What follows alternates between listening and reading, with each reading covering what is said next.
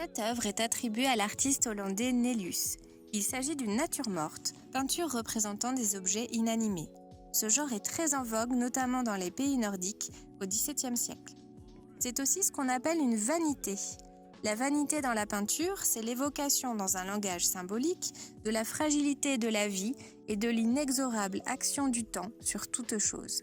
Memento mori, souviens-toi que tu vas mourir, résume assez bien l'objectif affiché de ce genre de tableau. Cette huile sur bois est toute petite. Pour la comprendre, il faut s'en approcher au plus près. Décryptons-la ensemble. Pour la composition, pas de place pour le hasard. Les objets sont disposés avec une précision d'orfèvre. L'artiste s'est basé sur la géométrie pour construire son œuvre. Il apporte une touche de dynamisme avec quelques courbes ici et là. Dans l'axe central, on distingue un verre de vin, symbole des douceurs de la vie, dans lequel trempe un citron à demi pelé, symbole de ses amertumes.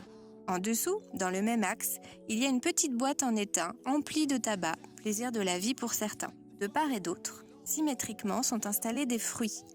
À gauche, une poire à la couleur peu flatteuse sur laquelle est posée une mouche, symbole de putréfaction et de mort. À droite, une orange bien plus appétissante à la peau parfaite et surmontée d'un papillon blanc voletant dans l'air.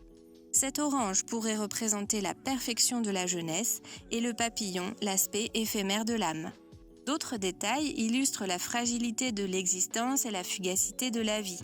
Finesse du verre, pipe en terre, mèche d'amadou, qui symbolisent tous le temps qui se consume. Les zones claires et lumineuses répondent aux espaces plus sombres et permettent de mettre en valeur les différents éléments. Chaque objet est choisi en fonction de sa symbolique propre et de la symbolique qu'il peut prendre placée à côté d'un autre objet. Les plaisirs de la vie sont ainsi sans cesse liés à la fuite du temps et à la mort inexorable.